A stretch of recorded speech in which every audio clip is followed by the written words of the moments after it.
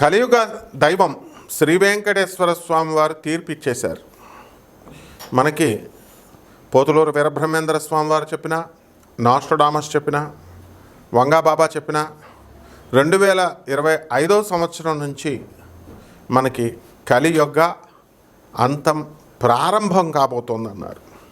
అంటే బ్రహ్మంగారు చెప్పిన దాన్ని బట్టి మనకి ఈ యొక్క శని మీనరాశిలోకి వచ్చినప్పటి నుంచి కూడా మానవత్వపు విలువలు తగ్గిపోతాయని వీళ్ళందరూ కూడా చెప్పారు. ఇక అక్కడి నుంచి పతనం ప్రారంభమవుతుంది. రోగాలు బాగా పెరుగుతాయి, కరోనా ఎలా వచ్చిందో అలా. తర్వాత హిమాలయ యోగి ప్రభాకర్ గురూజీ చెప్పారు ఇంకా ఇలాంటివి 82 వైరస్లు వస్తాయని. తర్వాత మరి ఈ యొక్క రోగాలే కాకుండా శని మేషరాశిలోకి వచ్చినప్పుడు యమదూతల కరాల నృత్యం చేస్తాయని, ఆనందనామ సంవత్సరం శని మిథున రాశిలోకి వచ్చినప్పుడు వస్తుందని, ఇలా ఈ లెక్కలన్నీ వేసుకుంటే 2027 తర్వాత మనకి శని మేషరాశిలోకి ప్రవేశించడం జరుగుతుంది. అక్కడి నుంచి యుద్ధాలు, అగ్ని ప్రమాదాలు, తర్వాత ఈ యొక్క దొంగతనాలు, అక్రమ సంబంధాలు, ఇలాంటివన్నీ కూడా పెరిగిపోతాయన్నారు. ఏది చూసినా సరే డబ్బు చుట్టూ, స్త్రీ చుట్టూ తిరుగుతూ ఉంటాయి. మానవత్వ విలువలు దిగజారిపోతూ ఉంటాయి. ఇప్పుడు మనం ఉదాహరణ చెప్పొచ్చు, అఘోరి వర్షిణి వెళ్ళిపోయారు. ఈ యొక్క షష్టగ్రహ కూటమి వచ్చిన తర్వాతే మళ్ళీ ఎవరింటికి వాళ్ళు వచ్చేసారనుకోండి, ఆయన జైలుకి వెళ్ళిపోయాడు. మరి అలాగే డబ్బు కోసం, అహంకారం కోసం, మతోన్మాదం, ఉగ్రవాదం కోసం పహల్గాం దాడులు, ఇవన్నీ కూడా జరిగినాయి. ఇవన్నీ ఎందుకు? మానవత్వపు విలువలు 2025 నుంచి దిగజారిపోతాయని. కల్కి పుట్టేశాడు.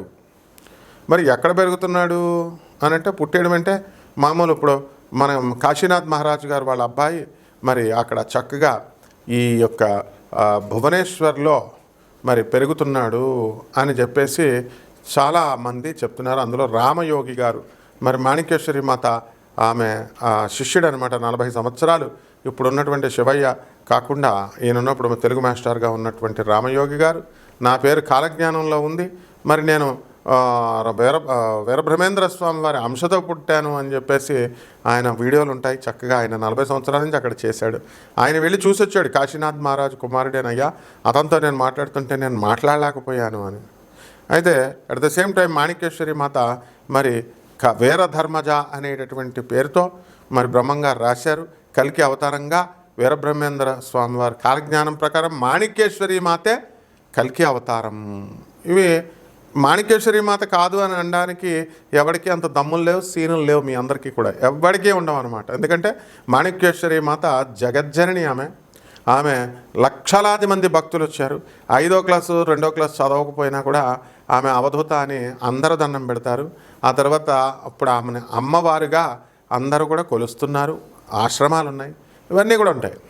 అలాగే తణుకు చెవటమ్మ గుడి కట్టారు. మీనా రస్కుల ఫ్యాక్టరీ వాళ్ళు ఆమె ఆ దేవాలయాన్ని కట్టారు. ఆ అమ్మను సేవ చేసుకుంటే నీకు బ్రహ్మాండంగా నువ్వు పైకి వస్తావని చెప్తే వెళ్ళి ఆమెకు సేవ చేసుకున్నాడు. ఇలా రకరకాలుగా మనకి అవధూతలు వచ్చారు. మరి ఇప్పుడున్నటువంటి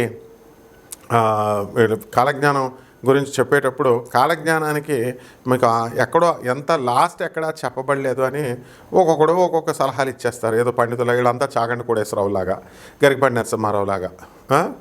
మరి వీళ్ళంతా కూడా ఏమిట్రా బాబు అని అంటే నోరు మూసుకొని వినండిరా అంటే మహాజ్ఞానులు అయిపోదామని చూస్తారు వీళ్ళంతా. మరి ఎట్టి పరిస్థితుల్లో కూడా కలికి ఒక వెధవ పెడతాడు. వెంకటేశ్వర ఈయన చూసిన ఈయన చెప్పేది వినాలో నవ్వాలో, అరే బాడుకో ఏమి నవ్వుతావురా స్టూపిడ్ ఫెలో, ప్రొఫెసర్ చెప్తే నవ్వడం ఏంట్రా, తోలు తీసేస్తాను వెధవ, దశావతారాలు వెంకటేశ్వర స్వామి కలికి అవతారంగా మారాడని చెప్తున్నాడు ఈయన అంటే, ఒరే లుచ్చ, శ్రీరామచంద్ర ప్రభువు నువ్వు చూసావురా? ఇప్పుడు చెప్పేటటువంటి చాగంటి కోటేశ్వరరావు గారు మా గురువులు వీళ్ళు ఎవరైనా చూసారా? ఏ స్వామీజీలు బాబాలు? నీకెందుకురా? కృష్ణుడు నువ్వు చూసావురా? బాడుకో అంటే గురువుగారు అంటే ఎలాగా మెత్తగా స్మూత్గా చెప్పాలనుకుంటున్నావా నువ్వు? నేను చెప్పేది ఒక్కొక్కడు ఒక్కొక్క అవతారం రా, గాడిద. పరశురామ అవతారాలు ఎత్తుతారు, తర్వాత ఎన్నో అంశ అవతారాలు ఉంటాయి. పాపం ఆయన మనల్ని సపోర్ట్ చేస్తూ ఇంకొక ఆయన దానికి సమాధానం చెప్పారు. అరే స్టూపిడ్ ఫెడ్స్, పోయే కాలం ఏంట్రా మీకు? సంకర జాతి కంచర గాడిదల్లాగా ఎందుకురా పెడతారు? మిగతా ఛానల్ వెధవలు, ఈ ఛానల్ వెధవలకి మిగతా కొన్ని ఛానల్స్ ఉన్నాయి, వాళ్ళకి అరటిపళ్ళు అమ్ముకునే వాళ్ళని, తర్వాత కూరగాయలు అమ్ముకునే వాళ్ళని, చదువు సంధ్య లేని వాళ్ళందరినీ తీసుకొచ్చి జాతకాలు చెప్పిస్తారు, పురాణాలు చెప్పిస్తారు. కంటెంట్ నిండాలి అంతే. అంతేగాని ఎవడ చదువుకున్నాడు, ఎవడ చదువుకోలేదు. ఈ గాడిదలు ప్రజలు కూడా కొంతమంది గాడిదలు ఉన్నారు. అలాగే ఎలాగా చక్కగా రెమెడీస్, ఏమంటే రెమెడీస్ చెప్పేసేయండి. రెమెడీస్ చెప్పేస్తే చక్కగా మేము చేసేసుకుంటాం. రెమెడీస్ పనికిమాలిన రెమెడీస్. అరే గాడిదెళ్ళారా, ప్రజల్లారా, గాడిదెళ్ళారా, కొంతవరకు వినండి రా. మేధావులకు అర్థమవుతుంది.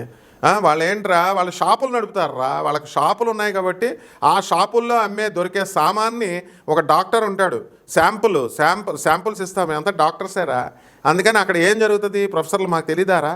తానందరావు అని మా అంకుల్ ఉండేవాడు, government civil surgeon doctor, Rajahmundry. అలాగే చక్కగా తర్వాత అచ్యుత రామారావు గారు డాక్టర్ గారు, వీళ్ళంతా ఏం డిపార్ట్మెంట్ తెలుసా, వెనీరియాలజీ అండ్ డెర్మటాలజీ డిపార్ట్మెంట్. ఆ శాంపుల్స్ వస్తే ఆ శాంపుల్స్ అవి రాస్తాడు తానందరావు డాక్టర్, అందరికీ తెలుసు. అలాగే ఈ షాపుల్లో ఉన్న వాళ్ళు మీకు రెమెడీస్ చెప్తున్నారా, అవి మీరు కొంటున్నారు. కరాంగుళి మాల వేసుకున్న వాళ్ళు, అరే గాడిదెళ్ళారా, కరాంగుళి మాలలు వేసుకున్న వాళ్ళంతా కూడా చెప్పండి నాకు, చూద్దాం ఎంతమంది జీవితాలు బాగుపడి మీరు వేసుకున్న తర్వాత ఎంతమందికి మీకు చక్కగా ఇవన్నీ కూడా జరిగిపోయినాయి. బిల్డింగ్లు కట్టేశారా, మీ సమస్యలు తీరిపోయినాయా. రెమెడీ అంటే అది కాదు. జగద్గురువులను చూపిస్తుంటే మళ్ళీ నాకే పేరు పెడతారు, స్టూపిడ్ ఫెలోస్. జగద్గురు ఆదిశంకరాచార్యుల వారు, జగద్గురు శ్రీకృష్ణ పరమాత్మ, జగద్గురువులు అయినటువంటి మన దత్తాత్రేయ స్వాముల వారు, వీళ్ళ యొక్క ఆశీర్వాదంతో వస్తాయి నాయన అని చెప్తుంటే మెటాఫిజిక్స్ తెలియదు, ఆ గురుతత్వం తెలియదు. ఒక వెధవ అంటాడు, వెలాసిటీ ఆఫ్ ఆడికి 0 సబ్స్క్రైబర్స్తో ఉంటాడు. దమ్ము ధైర్యం ఉంటే ఎవడైనా పెట్టండి, కామెంట్ పెట్టినప్పుడు నీ ఫుల్ అడ్రస్ ఎవరా చూసుకుంటాను ఈ సంగతి. ఫుల్ అడ్రస్ లేదు. ఇప్పుడు ఉన్నటువంటి జ్యోతిష్కులు వీళ్ళెవరూ కూడా వాళ్ళ ఫోన్ నెంబర్ పెట్టమను. చాగంటి కోటేశ్వరరావు గారు ఆయన ఫోన్ నెంబర్ పెట్టమను, గరికపాటి నరసింహారావు గారు ఆయన ఫోన్ నెంబర్ పెట్టమను. ఎవరు పెట్టర్రా, నేను పెడుతున్నాను. ఎందుకు, మీరు బాగుపడాలనే ఉద్దేశంతో. ఎవ్వరూ కూడా ఫోన్ నెంబర్లు పెట్టరు. మరి నువ్వు ఇంకేం మాట్లాడతారా, అసలు వీడియోలు వినండిరా. నీకు అవసరాలలో ఉన్నవాళ్ళు జ్యోతిషం కోసం నన్ను సంప్రదించండి అంటే నాకు సలహాలు ఇవ్వడానికి మీరెవర్రా అసలు, స్టూపిడ్ ఫెలోస్. నేను గురువుని, నేను ఒక సమాజ సంస్కరణ కోసం, రిఫర్మేషన్ కోసం, రెనోవేట్ చేసుకుంటూ వస్తున్నా. నా గురువులు నేర్పింది నేను యూట్యూబ్ మీడియాలో, వాళ్ళ సోషల్ మీడియాలో మనం చెప్తున్నాం, మా ఛానల్స్లో చెప్తున్నాను. నీకు ఎందుకురా, నీకు ఇష్టమైతే వినాలా లేకపోతే దొబ్బేయాలంతే. వెలాసిటీ ఆఫ్ లైట్ అంటే స్టూపిడ్ ఫెలో, మోడర్న్ సైన్స్లో ఉంది ఇది. ఆయన పాత ఆస్ట్రాలజీలో ఎక్కడున్నాను. అరే గాడిదా, నీకు చెప్పాను కదరా, బాల్య దశ, యౌవన దశ, వార్ధక్య దశ ఉంటాయిరా అని. నీకు అసలు నువ్వు జ్యోతిష్కుడివి కాదు, నీకు జ్యోతిష శాస్త్రము రాదు. తాంత్రిక్ అనే గాడిదలకు కూడా చూడండి రా, ఆనంద్ మార్గ్ ఓపెన్ చేయండి రా, ఆనంద్ మార్గ్ ఆశ్రమం. తాంత్రిక్ గురువు ఆయన రాశుల మీద ఎలాంటి ప్రభావాలు చేశాడని కంటిన్యూస్గా ఫాలో అవుతూ ఉండాలి వీడియోలో, అప్పుడు చెప్తాం. ఇప్పుడు ఈ 12 రాశుల మీద ఈ యొక్క ఫలితాలన్నీ కూడా ఈ కలియుగంలో ఇప్పుడు జరుగుతున్నటువంటి గ్రహస్థితిని బట్టి ఎలా ఉంటాయో నేను చెప్తాను. ఒక్కొక్క రాశిని చూడండి. కన్యారాశి. ఈ కన్యారాశి వారికి అందరికీ కూడా మనకి ఇప్పుడున్నటువంటి కలియుగాంత కస్ప పీరియడ్ జరుగుతోంది. ఇక అంతం, మానవత్వపు విలువలు తగ్గిపోతున్నాయి. స్త్రీల చుట్టూ, డబ్బు చుట్టూ తిరుగుతున్నటువంటి ఈ ప్రపంచం మనకి కన్యారాశి మీద ఇప్పుడున్నటువంటి గ్రహస్థితి ప్రభావం ఏ విధంగా ఉందో చూద్దాం. మరి బుధాదిత్య యోగాన్ని వృషభ రాశిలో పట్టింది. అలాగే శని శుక్రులు ఇద్దరు కూడా మీనరాశిలో ఉండడము, ఈ యొక్క గురుడు వృషభ రాశి నుంచి మిథున రాశి సంచారము, ఆ తర్వాత కుజుడు కర్కాటక రాశిలో నేచపట్టి ఉండడము, ఇలాంటివన్నీ కూడా జరిగినాయి. రాహు కుంభరాశిలో ఉండడం ద్వారా ఈ కన్యారాశి వారు అందరూ కూడా బ్రహ్మాండమైనటువంటి శత్రువులపై విజయం సాధిస్తారు. ఎలక్ట్రానిక్స్ సంబంధమైనటువంటి వ్యాపారాలు, సాఫ్ట్వేర్కి సంబంధించినటువంటి వ్యాపారాలు, ఇవన్నీ కూడా మీరు పూర్తి చేసుకోవడం జరుగుతుంది. అధికమైనటువంటి లాభాలు మీకు కలగడానికి అవకాశాలు ఉన్నాయి. అదేవిధంగా ఈ జన్మంలో ఉన్నటువంటి ఈ యొక్క కేతువు మే 14 తర్వాత, మే 18 తర్వాత మళ్ళీ ఈ యొక్క సింహరాశిలోకి ప్రవేశించడం జరిగింది. దీని ద్వారా ఈ కన్యారాశి వారంతా కూడా గుళ్ళు గోపురాలు తిరగడము, భక్తిని పెంచుకోవడము, ఇలాంటివన్నీ కూడా చేయడం జరుగుతుంది. ఇకపోతే రియల్ ఎస్టేట్ రంగంలో ఉన్నటువంటి వాళ్ళకి కాస్త స్థలాలు అమ్మడవడము, ఇలాంటివన్నీ కూడా జరుగుతాయి. కాబట్టి ఈ యొక్క కన్యారాశి వారి భార్యాభర్తల మధ్య ప్రాబ్లమ్స్ జరుగుతున్నాయి. కోర్టుల్లో వేసుకున్నారు, కొంతమంది ఇళ్ల దగ్గరే పంచాయతీలు పెట్టుకున్నారు. మరి అవన్నీ కూడా ఒక విధంగా ఒక దారికి రావడానికి మీకు ఇప్పుడు కాస్త పరిస్థితులు మారుచున్నాయి. ఇప్పుడు ఇంతకుముందు భార్యను భర్త, భర్తను భార్య ఇద్దరు కూడా మరి ఈ యుగోలకు వెళ్ళో లేకపోతే కన్నింగ వేషాలు వేస్తూ మరి వాళ్ళకి తెలియ వాళ్ళ ముందేమో నటించడము, వాళ్ళు వెళ్ళిపోయిన తర్వాత వాళ్ళని తిట్టుకోవడము, ఇలాంటివన్నీ కూడా కొంతమంది చేయడం జరిగింది. అటువంటి వాళ్ళంతా కూడా మళ్ళీ కుక్కలే అన్నట్టు ఎప్పటికైనా సరే మళ్ళీ కలిసిపోవడము, ఆ యొక్క కన్నింగ్నెస్తో మళ్ళీ నటించుకోవడాలు, ఇలాంటివంతా కూడా ఎవరైతే ఉన్నారో ఇటువంటి వాళ్ళు అందరూ కాకుండా ఇటువంటి వాళ్ళు ఇలాంటి సమస్యలు ఉన్న వాళ్ళు ఖచ్చితంగా ఈ కన్యారాశిలో 5% మంది ఉంటారు. అలాంటి వాళ్ళంతా కూడా ఇలాగే బిహేవ్ చేస్తారు. ఇందులో ఏం చెప్పడానికి నాకేం మొహమాటం లేదు. మరి ఈ విధంగా ఈ యొక్క కన్యారాశి వారు స్థలాలు లేనటువంటి వాళ్ళు స్థలాలు కొంటారు. మరి అదేవిధంగా ఇల్లు లేనటువంటి వాళ్ళు ఇల్లు కొంటారు. వాహనాలు బుధాదిత్య యోగ ప్రభావంగా వాహనాలు కొంటారు. మరి మేము కష్టపడి పనిచేసి డబ్బులు సంపాదించుకున్న వాడికే ఇవన్నీ కూడా ఒక గురువు ఉన్నవాడికే. అలా కాకుండా నీ ఇష్టం వచ్చినట్టు నువ్వు చేసేసి బుధాదిత్య యోగం నాకు రాలేదండి అంటే నువ్వు బేవర్సలాగా జాబ్ చేయకుండా నువ్వు దుప్పటి కప్పుకొని పడుకొని నాకు కారు రాలేదు, నాకు ఈ బిల్డింగ్ రాలేదు, నాకు జాబ్ రాలేదంటే రాదు. కాబట్టి పరిహారాలు చేసుకోవాల్సినటువంటి అవసరం ఉంది. ఆ పరిహారాలు కన్యారాశి వారికి మనకి ఈ యొక్క శని జపం చేసుకోండి, శని స్తోత్రాలు చదువుకోండి.